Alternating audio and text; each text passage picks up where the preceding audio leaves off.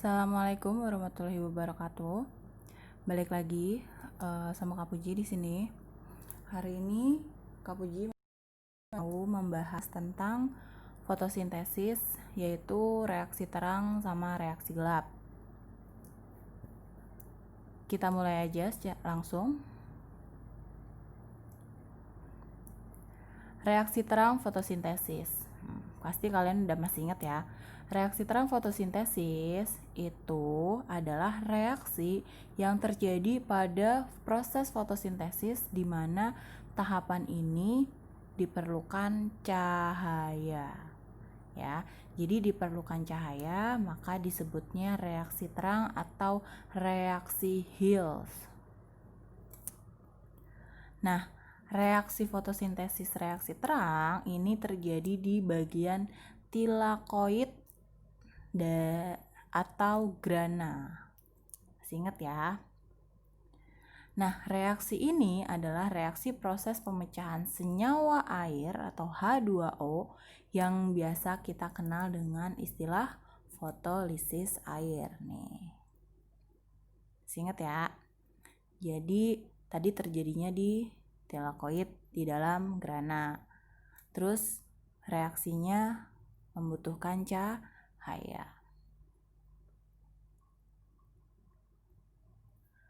Reaksi terang fotosintesis itu tujuannya adalah menghasilkan ATP, NADPH, dan O2. Kan? Hasil dari proses reaksi terang, nih yang tadi nih ATP, NADPH, dan O2 itu akan digunakan di reaksi gelap atau siklus Kelvin. Masih ingat ya berarti ya? Sip. Lanjut.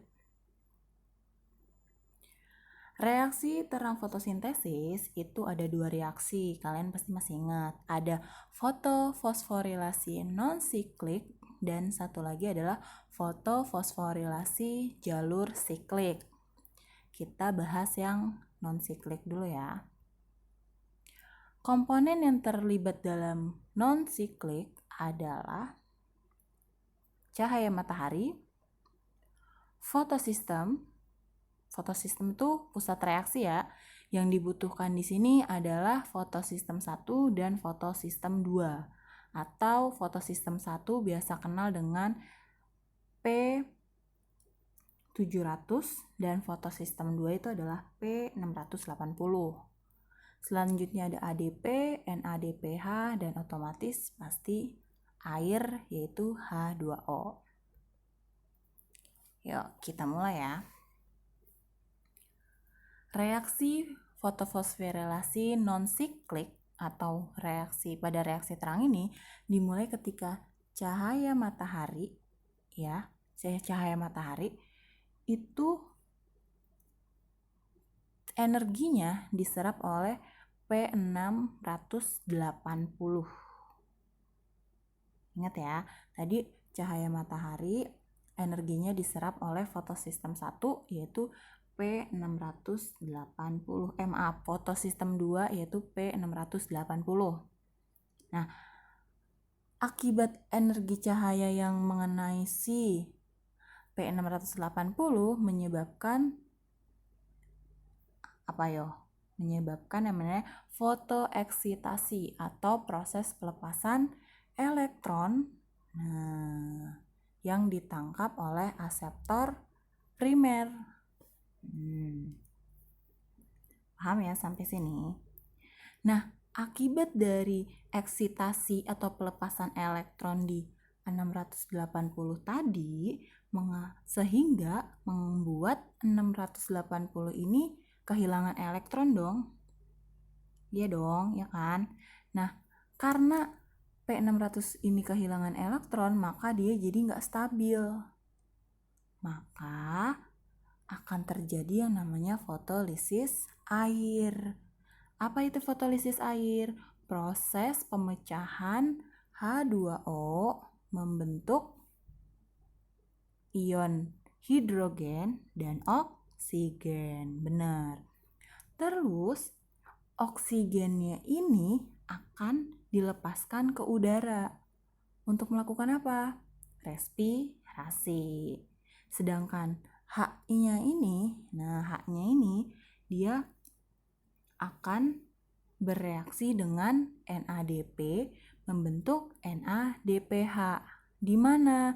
Nanti kita ingat. Jadi tadi yang masih tersisa itu adalah hidrogen ya. Oke, balik lagi elektron yang ditangkap sama aseptor primer nih. Kita balik lagi ke sini. Nah, elektron yang ditangkap sama aseptor primer akan dialirkan ke fotosistem 1 atau P700. Nah, aseptor yang terlibat ini yang pertama ada PQ atau plastoquino. Yang kedua adalah KS atau kompleks sitokrom. Yang ketiga adalah PC atau plastosianin. Ya, jadi tadi elektronnya ditangkap sama siapa tadi? Jadi tadi elektronnya ditangkap sama aseptor primer. Di sini masih ada hidrogen ya. Terus aseptor primernya ada plastoquinon, terus ada yang namanya kompleks sitokrom dan plastosianin. Ya. Nah, pada saat elektron melewati PQ, KS, dan PC ini, terjadi fotofosforilasi terdapat pada ADP. Sehingga membentuk ATP. Jadi paham ya? Tadi kan pertama nih, kita bahas ulang.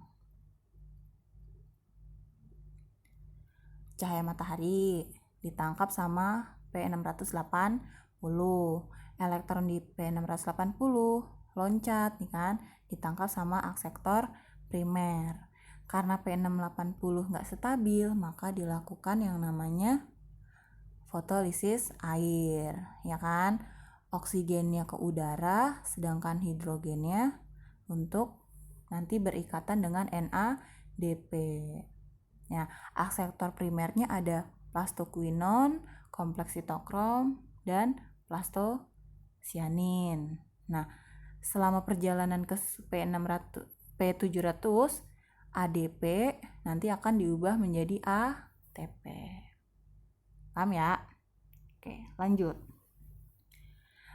Kita udah bahas ke P700. Nah, P700 ini kan nanti dia dapat cahaya ya. Dapat cahaya, nanti sama kejadiannya. Dia akan melepaskan elektron. Nah, elektron yang dilepaskan akan ditangkap sama aseptor primer. Nah, sehingga apa? P700 jadi nggak stabil dong, ya kan? Nah, balik lagi.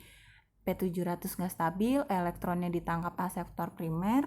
Aseptor primernya siapa? Ada FD, peroksidasin. Terus diterima sama NADP+. Nah, hidrogen yang tadi di sini akan digabung ke NADP+ membentuk NADPH. Tuh, ya. Terus, ini kan tadi nggak stabil nih. Kita kan masih punya elektron yang dari fotolisis air kan. Dia akan ke P700. Nah, gitu. Itu adalah proses dari reaksi terang. Semoga bermanfaat. Lanjut.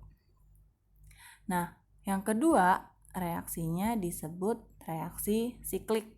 Nah, ini lebih simpel nih. Komponen yang terlibat itu ada cahaya matahari, fotosistem 1 atau P700, ADP, NADPH, dan pasti masih jadi air.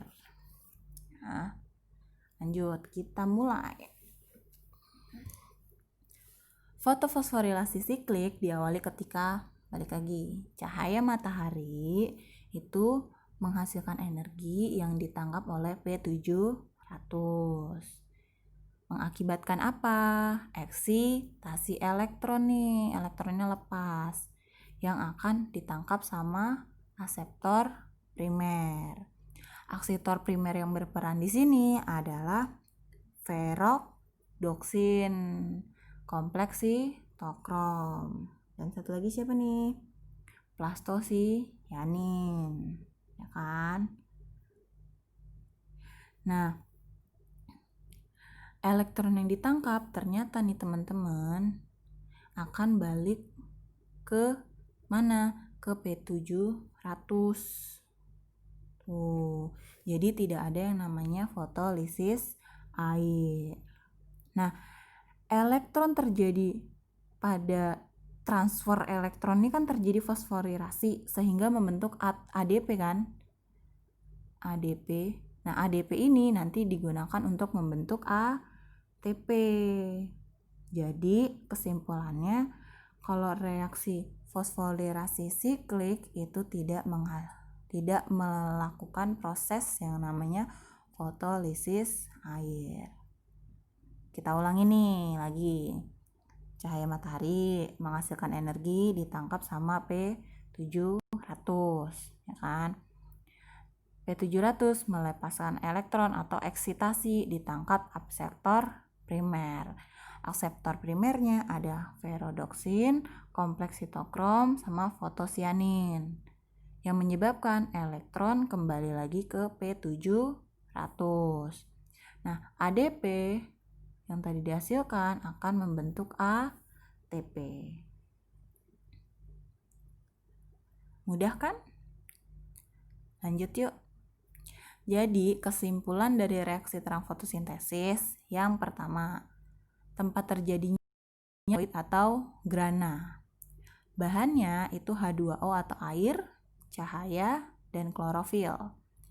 Hasilnya itu oksigen yang tadi dilepaskan ke udara untuk respirasi, ATP, dan NADPH untuk proses selanjutnya yaitu reaksi gelap atau siklus Kelvin. Lanjut, reaksi gelap atau siklus Kelvin.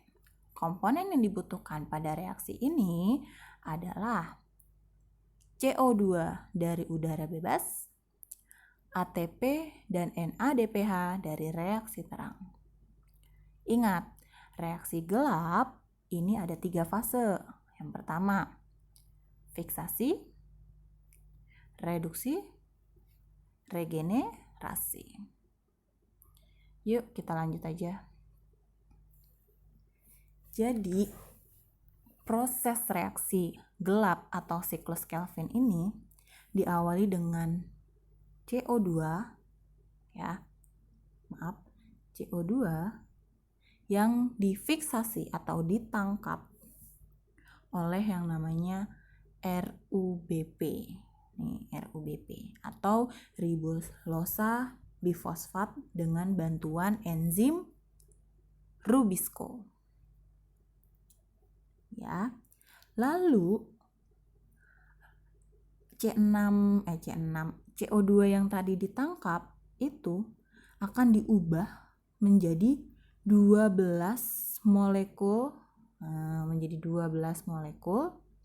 senyawa dan 3 fosfogliserat dehid nih. Selanjutnya gimana? Lanjut. Ion NADPH yang tadi itu akan melepaskan yang namanya H sehingga membentuk NADP. Nah, NADP ini akan direduksi membentuk bifosfogliserat.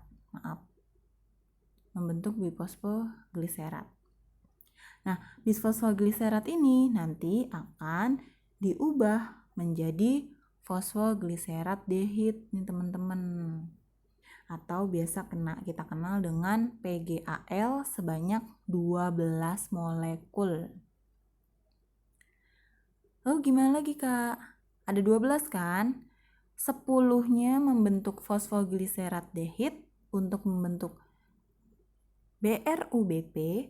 Sedangkan berarti 12 kurang 10 sisa 2 kan. Nah 2 molekulnya untuk membentuk glukosa. Jadi kayak gitu proses reaksi gelap. Oke, kita ulang. Pertama, CO2 difiksasi sama RuBP, ya kan? Dipecah menjadi 12 molekul, ya kan? Dan 3 fosfogliserat atau PgAl. Lalu ion NADPH, ion H atau hidrogen di NADPH ini akan melepaskan ionnya membentuk NADP. Ingat ya. Ini membentuk NADP. Lalu si PgAl akan dibentuk nih. Jadi untuk melepaskan dan membentuk PgAl sebanyak 12 molekul.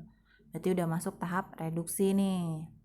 Lalu 10 molekul untuk membentuk RuBP lagi. Ya, 10 molekul untuk membentuk RuBP. Nanti RuBP-nya buat apa? Ya buat ini, balik lagi. Fiksasi CO2. Regenerasi dah tuh, ya kan? Kan dibentuk lagi. Nah, dari 12 dipakai 10, sisa 2. Nah, 2 molekulnya untuk membentuk glukosa. Gitu deh. Semoga ilmunya bermanfaat ya. Kesimpulan dari reaksi gelap ini, pertama, tempatnya di stroma. Yang kedua, bahannya itu ATP, NADPH, dan CO2. Hasilnya itu glukosa atau C6H12O6, ADP, dan NADPH. Sekian penjelasan dari Kak Puji, semoga bermanfaat. Terus semangat ya. Bye-bye. See you. Miss you.